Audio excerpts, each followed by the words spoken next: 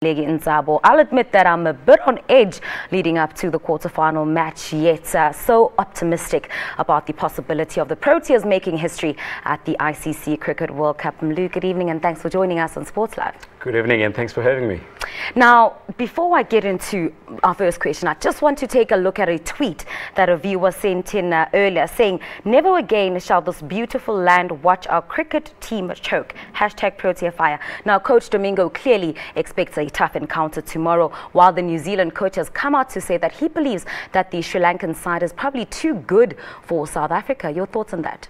Well, we'll think we're looking at two teams here, and one very prepared, having played so many teams coming through that. I mean, when I say so many teams, I mean tough teams like Australia. I mean, Sri Lanka are the side who are better prepared than South Africa, even though they played India and Pakistan. Those were the games that they lost as well. But you look at some stage when cricket's a funny game, Sri Lanka is off to drop another game, and South Africa they have twice already this time around. And you spoke about the word chokers, and I don't think anyone would like to be reminded about that. He said that at the press conference as well, that it has taken about 4 minutes before that word was asked as well. He said no, they are prepared, they don't think they're going to choke, and then I think they've got a strategy to go and play against a side like Sri Lanka, which is a formidable side. I have to agree.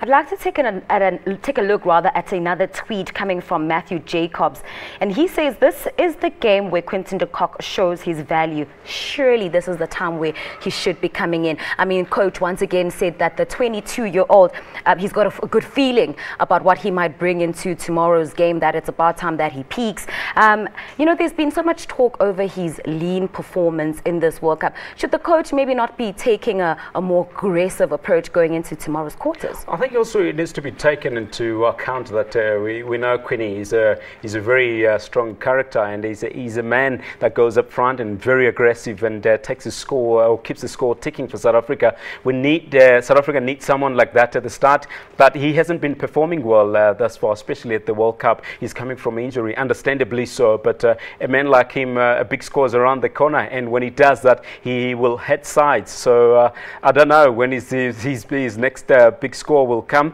but I just hope if he plays tomorrow that he does profit and also score for South Africa up front.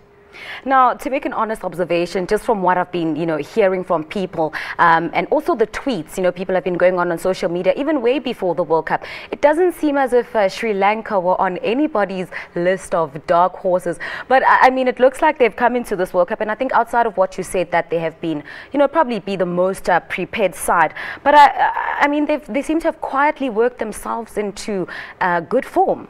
I think the reason why there wouldn't be a side that's expected to perform well is just because they didn't do well in Australia and in New Zealand prior to the World Cup as well. But now we've seen what they've got. Now we've seen what they can do on the day. I mean, to have a guy like Kumar Sangakkara who's just scored 400s in succession.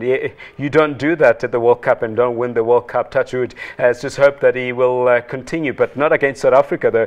Let's hope that his form does continue, and if it does, then South Africa will be able to surpass that score as well. But yes, they weren't expected to do well because they come from the subcontinent, which is the Asia continent. They're not quite used to bouncy wickets like South Africa, like England, like Australia, and a side like New Zealand as well. So it's pretty difficult for sides like those to do well. But they have done well thus far.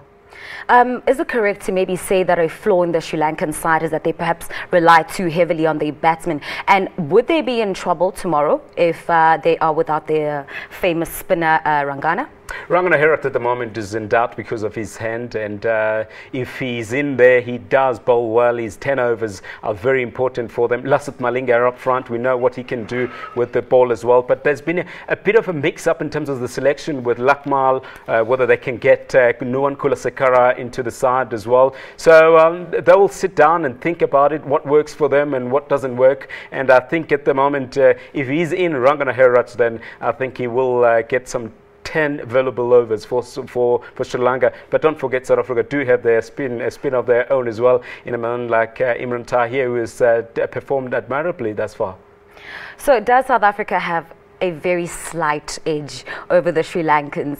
You know, we take a look at the World Cup encounter. South Africa's won 2, where Sri Lanka's won 1 and drew 1. Does that maybe give us a slight edge?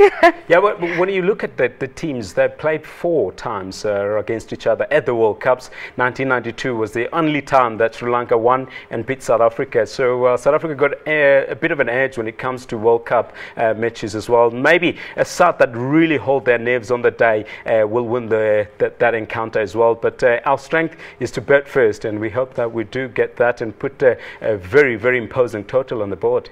Batting first, yet again, that's, you know, it seems like that's, you know, that's what South Africa is hoping for. Do we need to get a double-sided coin? What needs to happen if we don't bat first? What happens if we don't and we have to be chasing? We still need to do well. I think we've got a strong batting lineup, and we bet until number 7. I would like to think that Farhan Behardin is going to bat tomorrow. He will play. He has done well in the previous game. So to have 7 batsmen in the side, it's a really a strong batting lineup that South Africa have, and they can chase. But the problem is, will they be able to chase under immense pressure? Lasith Malinga, as you mentioned, and someone like Rangana Herod. So that we need to box clever. But I think they do have that as well. They would have sat down and assess on how this Sri Lankan strength is. And even if they do lose the toss and have to bat second, then they'll be able to do so and chase that the target. Mlu, very quickly, because I'm running out of time. Can South Africa take the pressure tomorrow? I believe so. I think we can. Well, that was Mluleki Ntsabo, and while the Proteas have a monkey on their back, I think it's safe to say that we have a thriller on the cards. SA versus Sri Lanka.